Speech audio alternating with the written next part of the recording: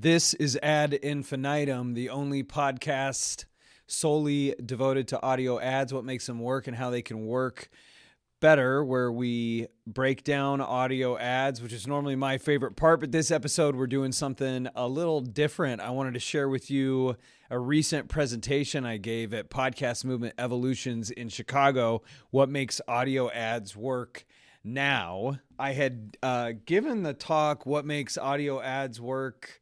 It was a similar title at Podcast Movement in DC, and I used these NBC Carol chimes, so I wanted to show you those. Just because they're fun. It's the power of a sonic brand right there. But that particular sonic brand is getting old. It's kind of sad. It's cool to have these chimes. They released these to be a dinner chime so that you could play them and summon your family to dinner, which is pretty cool. Let's hear that one more time.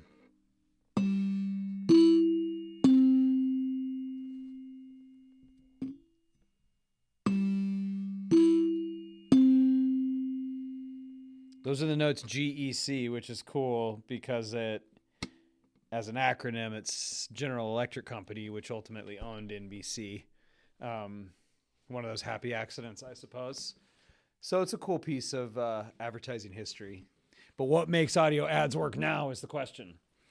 And that's what I set out to talk about at Podcast Movement Evolutions. I'm Stu Redwine, Executive Creative Director at Oxford Road and Veritone 1, where I've been making the ads work in audio for quite some time now.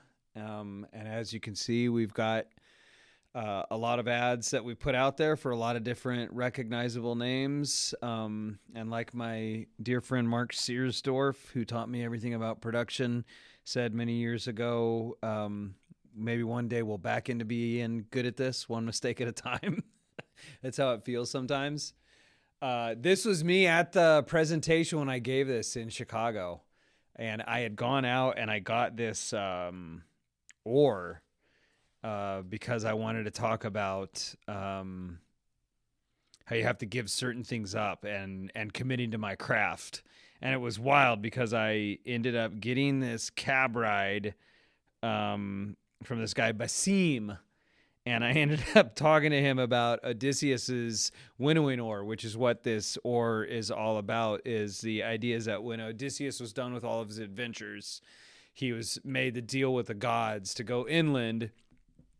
And when someone mistook the ore for a winnowing fan, he was supposed to burn it and commit to his wife and his craft there. And like I went through this similar process, and I'm telling this guy Basim that because he's like, "Where are we going?" And had to go to a couple different stores. Ended up getting this ore, and he told me that weekend, I didn't realize this was I had no idea it was Eid al-Adha, which is an Islam holiday celebrating Abraham's willing sacrifice of his son Isaac, and then God provides this replacement for that sacrifice. And it was the same idea of like giving something up, and it's like when we're willing to give it up, then it can come back. And that relates to the state of audio ads now. It really does. What makes audio ads work now is video.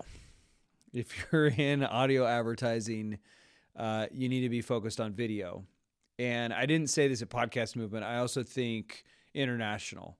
I think the international market is behind where the U.S. market is, but it's going to move through that cycle a lot quicker. Basically, what you've seen with on-demand audio is the life cycle of the history of radio. This is a book I'm reading right now, Listening In, Radio and the American Imagination. That's all about the history of radio and what radio took 30 years to go through to be supplanted with television.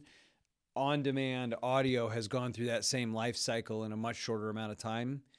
And I see two things. One, what makes audio ads work now is video.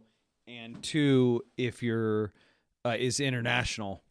But international is just a little bit behind the U.S., and it's going to go through it a lot quicker. But I still think there's a ton of opportunity. Regardless, the challenge with all advertising is the same, which is only 16% of marketing messages are remembered and correctly attributed. There's also a study that we talk about a lot, the extraordinary cost of being dull, that it takes 2 to 2.5 times the media spend on a dull ad than on an interesting ad to get somebody to remember it. And audio has very unique properties to help us overcome that gravitational pull towards forgettableness.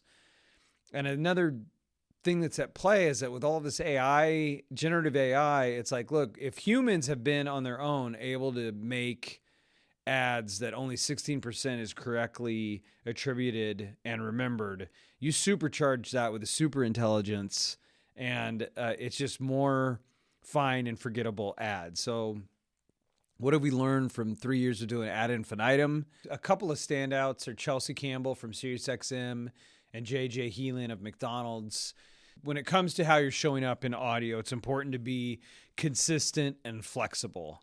And even though audio is increasingly becoming video, there are still attributes of audio that are so powerful that are treated as an afterthought, but if they're brought to the forefront, like I put here, sonic branding, I think that's even a little bit too expensive of a word.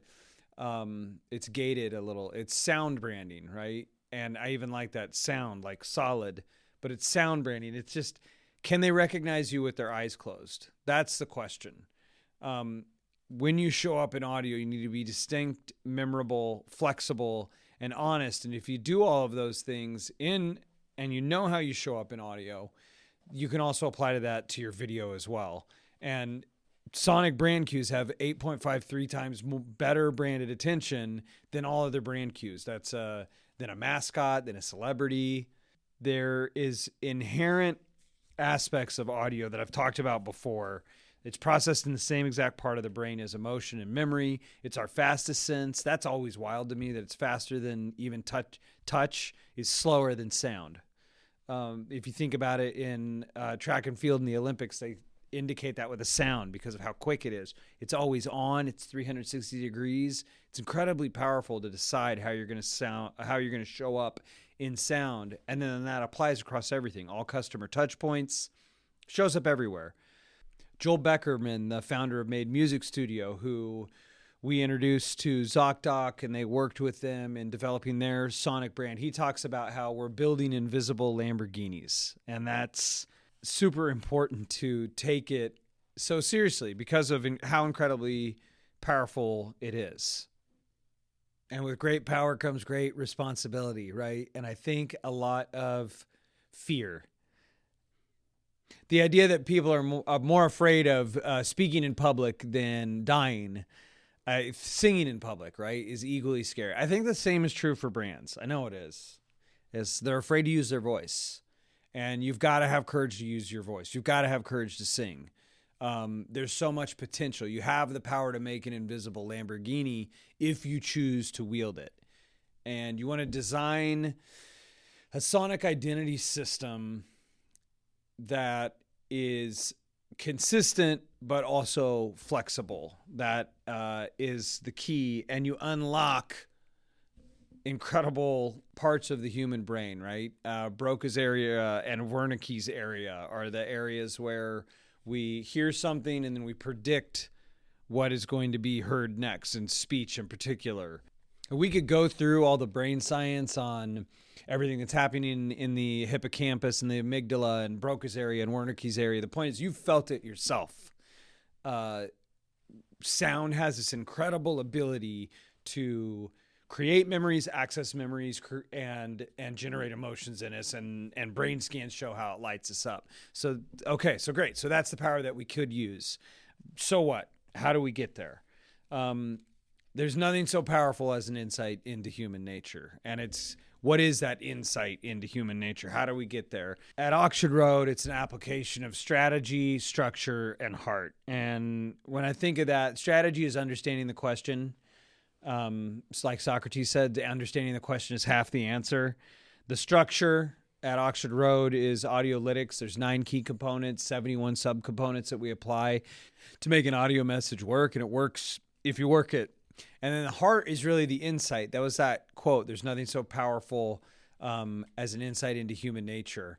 And that was from Bill Bernbach, who from Advertising Lore did the Think Small campaign for VW, for one, is one that comes to mind, and radically improved Volkswagen sales. the outcome of that. That's the critical component, is make sure you understand the question, have a structure that you know is going to be your North Star to get you there based on an insight in human nature. And when we apply that at Oxford Road across the board, just the structure piece alone, we see a 15 to 30% improvement right there. And one last piece of history. I love advertising history and radio history. George Carlin's 7 Dirty Words. The government had to come in and regulate what could be heard on air in 1972, 1973. Famously, George Carlin had 7 dirty words. If I could boil it all down to the most important thing with these forces that are at work, right? Audio going to video, generative AI. It's not about 7 dirty words. It's about 7 nerdy words. And those 7 nerdy words are, I use this and you should too. Those are the most important words in audio advertising. The trust that the hosts have built with their audience is a space that we're renting when we partner with brands. And they're doing that thing that only they can do. The I use this and you should too, 4 to 5 times the performance of not giving that personal endorsement. There is such weight to that. It's about making the dollars you're investing work harder. And by marrying strategy, understanding the question, having a structure that you know that you can apply, and having the heart component right, what is that insight into human nature of why they're doing what they're doing?